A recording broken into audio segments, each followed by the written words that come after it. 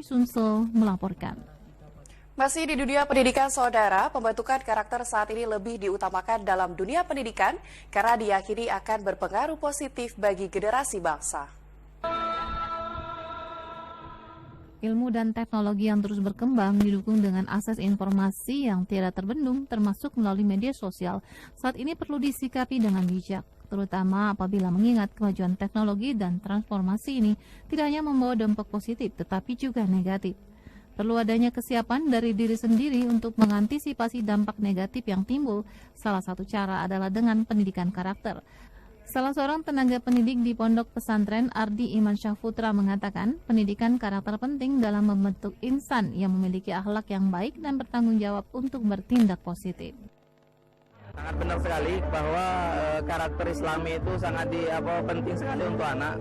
Jadi kita ini mesti tanamkan akhlak budi mulia kepada anak, karena banyak sekali sekarang ini orang pintar tetapi akhlaknya kurang.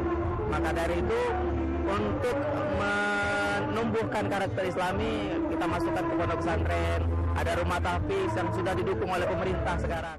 Lembaga pendidikan harus intens dalam memberikan pendidikan karakter terhadap anak sehingga hasilnya sesuai target yang diinginkan.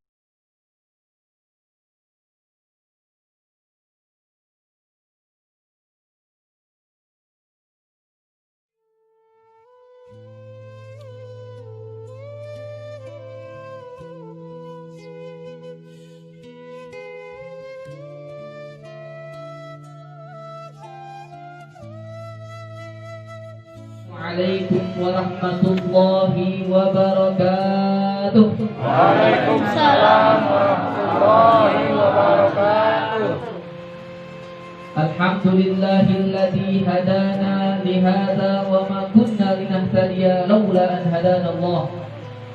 Ashhadu an la ilaha illallah wahdahu la syarika lah. Wa ashhadu anna sayyidana Muhammadan abduhu wa rasuluh.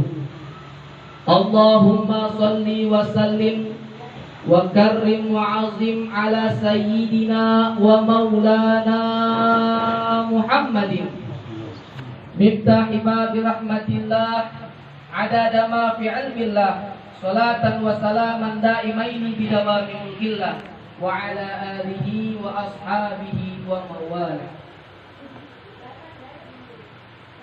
Yang sama-sama kami hormati Al-Mukarram wal Muhtaram, para alim ulama, para tokoh masyarakat, tokoh agama, terkhusus untuk ahli musibah yang ditinggalkan. Kita berdoa mudah-mudahan ahli musibah diberikan ketabahan oleh Allah Subhanahu wa taala, kelapangan dada dan ketenangan hati oleh Allah Subhanahu wa taala. Sama-sama kita hormati kepada bapak-bapak, ibu-ibu yang tidak dapat saya sebutkan satu persatu. Insya Allah kita jadi asbab diampunkannya segala dosa-dosa kita. Amin ya Rabbal. Salawat beserta salam tak jua kita junjungkan kepada baginda kita, suri tauladan kita, sang penuntun umat, yaitu Nabi Muhammad sallallahu alaihi wasallam. Sebelumnya mohon maaf bapak-bapak, ibu-ibu, ini mohon izin yang ceramahnya ini bukan bapak-bapak, bukan juga ustadz, masih santri. Kalau dipanggil bapak-bapak berarti harus ada ibunya kan? Yang ceramahnya masih bujang, umur masih 20 tahun. Kalau ada anak betina ya. Jadi mohon izin bapak-bapak, yang ceramahnya ini santri. Nah yang benar-benar bapak-bapak mohon izin. Ini kami juga menyampaikan mohon maaf yang sebesar-besarnya karena mudir kami tidak dapat hadir di sini. Kiai Haji Arbit Pertawan STHI karena beliau ada undangan di tempat yang lain. Mudah-mudahan apa yang kita sampaikan, apa yang kita bahas pada malam hari ini bermanfaat bagi kita semua. Amin ya Rabbal alamin. Tidak dapat yang banyak saya sampaikan, cuma 3 yang mau saya sampaikan. Hikmah takziah. Kita datang di sini namanya takziah. Datang ke tempat ahli musibah. Ada 3 hikmah yang dapat kita ambil. Yang pertama, hikmah takziah ini mengingatkan kita bahwa kita semua pasti bakal mati, betul? Tak kate yang kekal di dunia ini kecuali Allah Subhanahu wa Ta'ala. Tinggal nunggu waktu baik. Cepat atau lambat, tua apa muda, pasti dipanggil oleh Allah Subhanahu wa Ta'ala. Lagu orang kaya mati, orang miskin mati, raja-raja mati, rakyat biasa mati, presiden yang kaya mati, yang miskin mati, yang ganteng mati, yang jelek juga mati. Mentang-mentang ya, bapak-bapak yang mungkin lebih senior, bapak dulu yang mati dah. Mungkin kami yang terakhir. Ada yang lagi kecil, baru beranak, ungkuannya langsung dipanggil oleh Allah Subhanahu wa Ta'ala. Karena ada kate yang tahu ajal, karena ajal itu sudah ditetapkan oleh Allah Subhanahu wa Ta'ala. Nah, yang pertanyaannya ini Bapak Ibu, kita semua ini takut dengan mati, betul gak? Takut. Kalau ditanya, Pak, galak tak mati sekarang? Lagi dulu. Banyak ini dosa. Takut dengan mati. Kata kiai kami, jangan takut dengan mati. Ngapa? Takut tidak takut kita dengan mati pasti bakal mati. Siap tidak siap kita menghadapi kematian pasti bakal mati. Nah, yang kita takut ini, cak mano cara kita mati. Cak mano cara kita mati. Ada yang matinya terjengkang, mohon maaf. Ya. Dia beribadah terus, sholat, cuman matinya su'ul khotimah, na'udzubillah min. Ada yang tiap hari dia bermaksiat kepada Allah, tapi matinya husnul khotimah. Dak kantik yang tahu. Makanya itu jangan pernah kita lupa berdoa, Allahumma rzuqna husnul khotimah. Ya Allah, berikan aku mati dalam keadaan husnul khotimah. Itu mohon maaf Bapak Ibu, ada banyak peristiwa-peristiwa yang sholatnya tiap hari matinya na'udzubillah, jangan sampai. Nah, tapi kata ulama, orang itu mati sesuai dengan keadaan perbuatan dia yang sering dia lakukan di dunia ini. Jadi kalau dia sering sholat di masjid, insya Allah, kalau sholatnya karena Allah, ikhlas, kalau mengharapkan ridhonya Allah, mati di masjid, sujud. Ada yang rajin sedekah, matinya saat bersedekah. Rajin berpuasa, matinya saat berpuasa. Nah, inilah yang kita harapkan.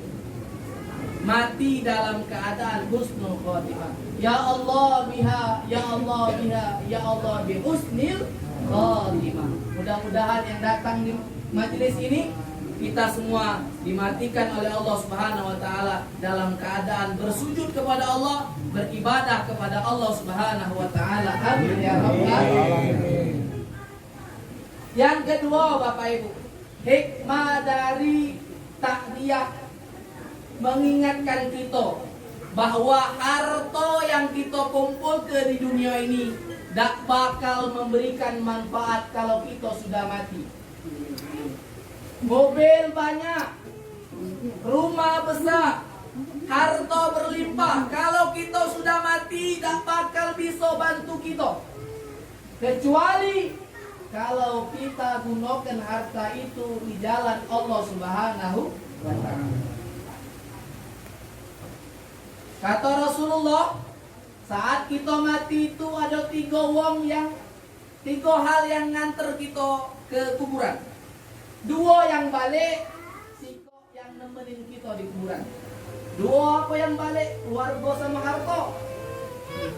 Dan yang nemenin kita di kuburan adalah amal soleh yang kita lakukan di dunia ini. Jangan kena mati, Pak, jangan kena mati. Harta nak bilang bermanfaat. corona ini baik sudah banyak memberikan kita pelajaran.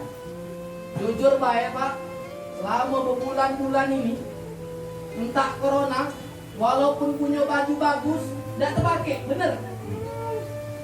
Punya baju bagus tidak terpakai karena corona. Ngapa? Karena tidak kondangan. Kata yang ngadu ke kawinan. Rumah besar, misal mobil banyak tidak terpakai karena corona.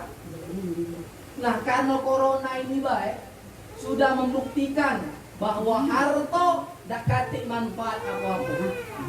Apalagi kita mati dipanggil oleh Allah Subhanahu wa Ta'ala. Jadi Bapak Ibu jangan ambisi nyari harta. Harta yang kita makan jadi kotoran. Harta yang kita simpan jadi warisan. Tapi harta yang kita keluarkan untuk agama Allah, sedekah, kita kasih ke fakir miskin, kita buatkan pondok pesantren, kita buatkan masjid, itulah yang menjadi pertolongan kita di hari kiamat nanti. Jadi kita gunakan harta kita untuk jalan agama Allah Subhanahu wa Ta'ala.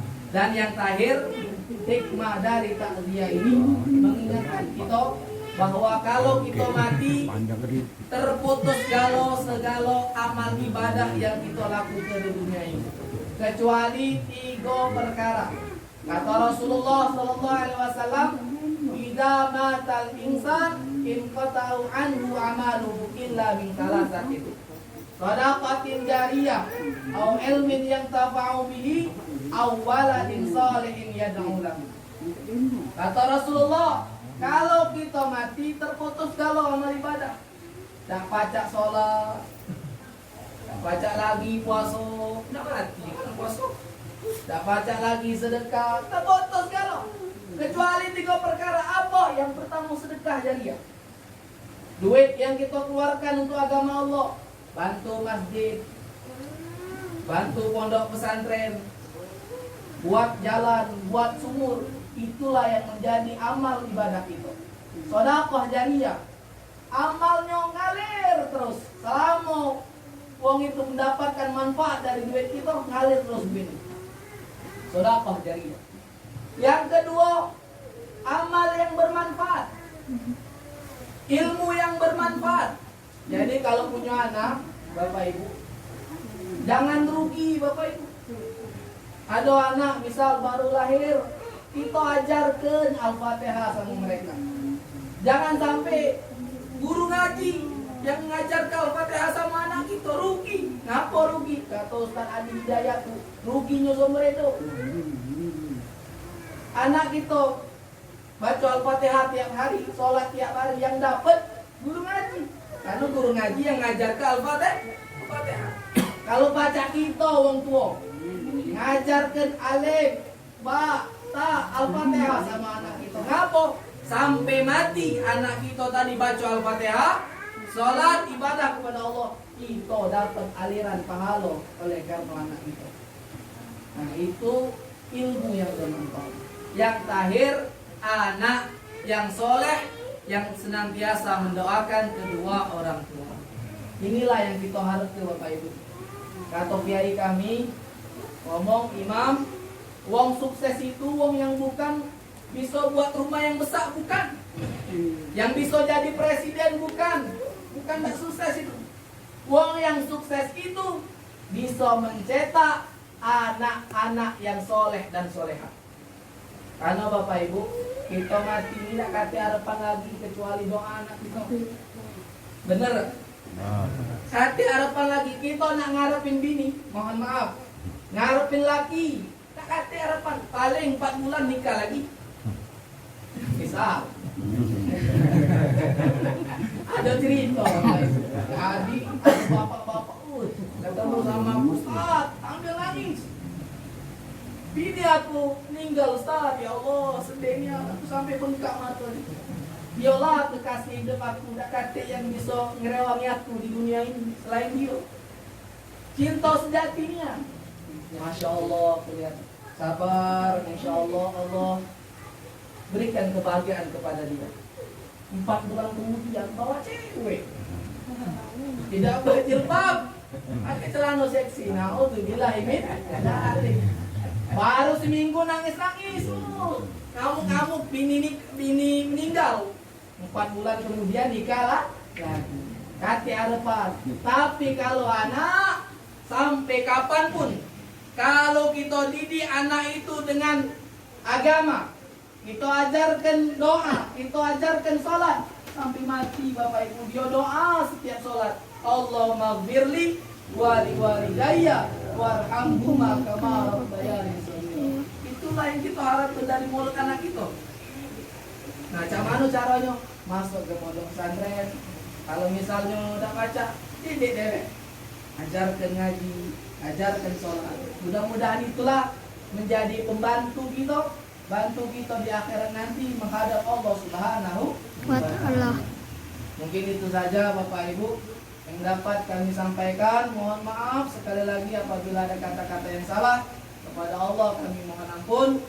Kita berdoa kepada Allah Subhanahu wa Ta'ala.